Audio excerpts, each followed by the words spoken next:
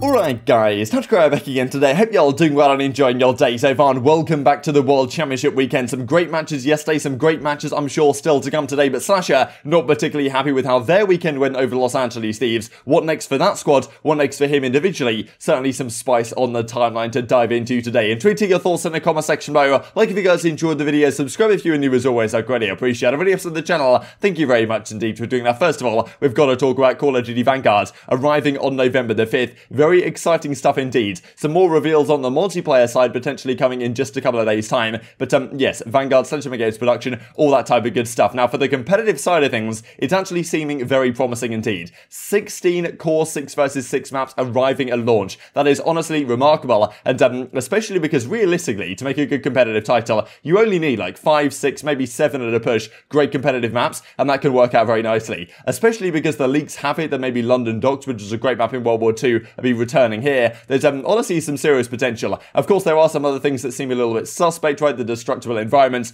of course, the gunsmith that is indeed returning, and we'll probably have to wait until after the World Championship concludes to see what some of the pros' reaction could be to some of those things and see how they might be integrated into multiplayer though. But on the continuing positive side, we've got the new anti-cheat arriving alongside the new Warzone map, which is going to drop when the game arrives. So very exciting stuff, and the anti-cheat of course is going to be massive for our challenger scene to make sure that's as clean as it can possibly be if the anti-cheat actually works, which is of course something which we would at least hope to be the case. This also very interesting from, well, the CDL, as they say right here in a new marketing email, on Sunday, August 22nd, in just a couple of days time on the Championship Sunday, a sneak peek of Vanguard multiplayer will be arriving. So, well, maybe that'll give us some indication on how things could play from a competitive perspective. Very exciting stuff indeed. Looking forward to where this takes us next. Did want to just touch on this really briefly. If you guys saw what was going on the timeline last night, it was absolute chaos. In addition to this Los Angeles Thieves stuff, you had this silly stuff going on the timeline. I don't want to get into this like personal affairs stuff that isn't strictly related to competitive Call of Duty, but just know the timeline was an absolute chaos last night, and this tweet was well, just one example. Let's talk about Los Angeles Thieves. They got eliminated yesterday, the first team out of the tournament. Rokkr fighting tooth and nail for the series, as they say right here, because they lost to Dallas Empire pretty emphatically. They go down to play Thieves, and to be fair, SlasheR, Kenny, and Drazah, I think, in this series, and pretty much the entire season, have proved their worth in this squad. On the other side of things, you know, John did not have the prettiest series we'll look at here in a second, but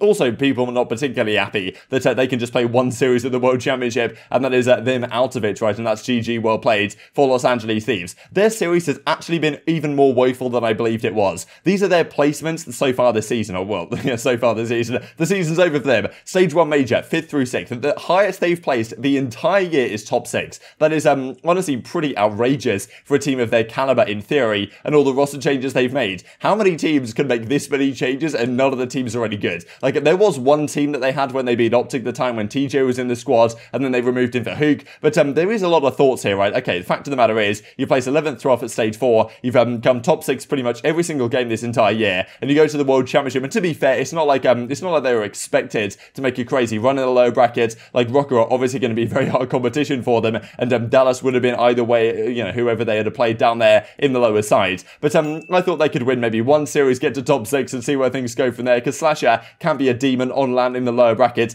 as he most certainly was this series, right? He had a phenomenal series, and these are the statistics. He had 20k damage, 101 kills, like Kenny and Drazah also did their thing, but John went 59 and 101. That wasn't pretty, and of course, SlasheR does come out and says and defends him in the situation that he was put in, but still, understandably, SlasheR not particularly happy about dominating a series like this, but still getting pipped in the game 5, and that is enough to send them home for the World Championship. So Kenny goes on to reveal that he was actually ill these last few days and was forcing himself to scrim, got to Los Angeles and ran into problems with my test or whatever, so didn't know if I'd even be eligible to play. So I think there was actually a tweet that came out from ProLoot yesterday indicating that he actually could have gone to Champs, like, to fill in for someone if it was required. Now, he was on the Subliners Academy earlier this season, so I don't know if that was relevant. I don't know if like another team were considering picking him up, right? Because I guess it Los Angeles Thieves, they've got plenty of subs, the likes of you know, of course Venom over there, TJ and Huke. I don't know who they sent to the World Championship just in case they needed a substitute. But yeah, it seems like Kenny wasn't exactly in the best spot in the world, just mentally exhausted. On to the next. And this is really where things get spicy to me, is because, well, roster mania is going to be absolute chaos. This is what SlasheR says. Not surprised losing 2-3-5 again. It was kind of interesting because Kenny did another tweet that kind of said, like, yeah, felt like we were super prepared coming into this tournament, but it just didn't work out. But SlasheR, maybe on a different wavelength, says, yeah, not surprised. We're losing 2-3-5 again. That, of course, referring to the map count. So this is Search and Destroy, this is the Control, and this is the map 5 Search and Destroy. Super under-practiced as a team and individually in those modes because of my 2-month vacation. This is really interesting, right? Because the person who put him on that 2-month vacation when he got benched off the squad earlier this season, you could argue, was the coach in JKap. Now, does this mean the SlasheR's like, yeah, this Los Angeles Thieves, or they've got no idea what they're doing. They kept, yeah, they benched me halfway through the season, and now I come back and I'm playing lights out, but it's just not enough to get over the line in some of these series. And no, maybe I don't even want to be there next season, right? Even if they still want to keep me, which is still up in the air. GG's Minnesota, another year of competition I feel was just stripped away from me. I am sick to my stomach, says SlasheR. Now, this is what Parasite has to say. This is, of course, the type of stuff that Haggy might come out and say on the flank, as he says in reply, listen, man, I feel bad for people that lose, but I'm tweeting for analysis. All love for John, but TJ, Huke, or Venom, the 3 substitutes on the bench, should have been out there playing. Now, of course, it's quite easy to say in hindsight, but no, I do think, to be fair, when you've got Huke on the bench, it's kind of tough not to have him in your starting team, you know, especially when, you know, he's dropping a 0.5 in a series or 0.6 or something in the series. JKap comes out and says in reply, of course, the coach of the team, how bold and courageous of you to throw this out there. In hindsight,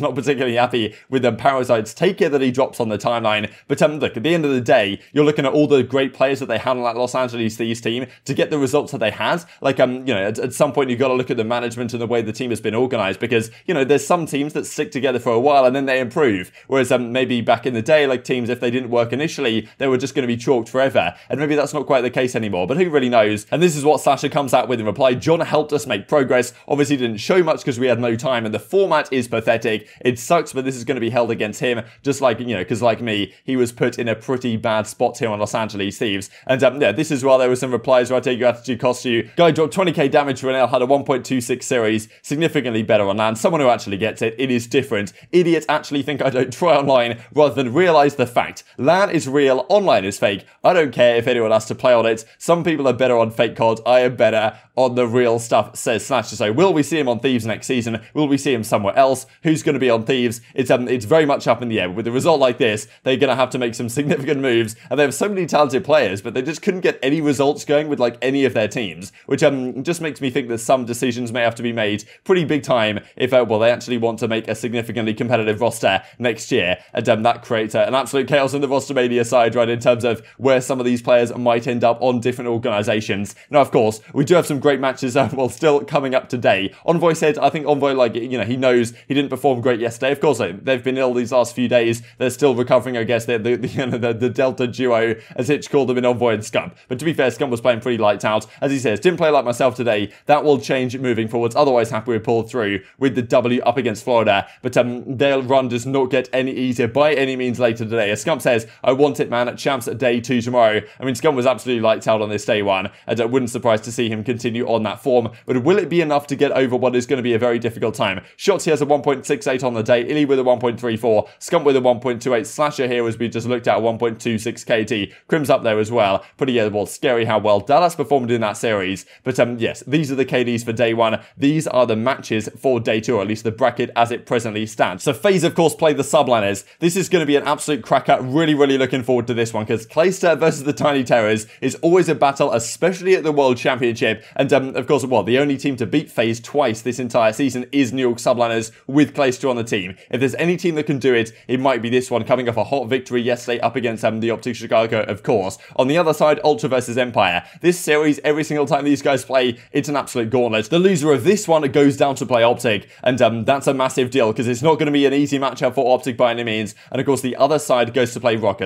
So many of these matchups are absolute bangers, and it's so hard to predict. So Ultra versus Empire is first up, then FaZe Subliners. Those will determine the 2 teams that move on to the winners final, and then on the lower side, OpTic have to play the loser of Ultra versus Empire. If you're an OpTic fan, you're probably wanting Empire to lose this one, because you know, just it's OpTic versus Toronto. It's just been such a hard time for them. And well, if Dallas do go down here again, of course, at the stage 4 major, Dallas beat OpTic twice, but at the stage 5 major, OpTic did manage to exact their revenge. And maybe they should be, well, maybe not necessarily favoured in that matchup, especially given on performances so far this major. But still, I think that Ultra are obviously going to be a scary squad regardless, and are just so disciplined in their search and destroy. That is, of course, the thing that we talked about yesterday with OpTic. If the search and destroy isn't quite there, then it's tough to see Ultra not winning a Game 5 if it was to go Game 5, if they did play up against OpTic Gaming. So yes, which teams will survive? So at the end of the day, only 4 teams will remain. The 2 teams in the winners finals, 2 teams down here in the losers semi-finals, and then on the Saturday we're going to have 3 games: the winners final, the losers semis, the elimination final, and then the championship Sunday. Just 1 series to determine who wins the entire thing. Today is a massive day for, well, what those consequences might be for the entire tournament. And as Octane says right here, Clay versus the Terrors on LAN, very spicy and exciting stuff indeed. Yeah, it doesn't get too much better than this. The crowd is only going to continue to get more rowdy throughout the course of the weekend. Intrigued to your thoughts on all this in the comment section below. Hope you guys enjoyed the video. If you did enjoy it, I'd greatly appreciate a like on the video. It really helps out the YouTube algorithm, and I know you enjoy this content. Other people like you may enjoy this content as well, and I've grown the competitive Call of Duty community. Thank you for watching as always. Take care, and I will see you next time. Close out this 8 point and Scump and Formal T2P.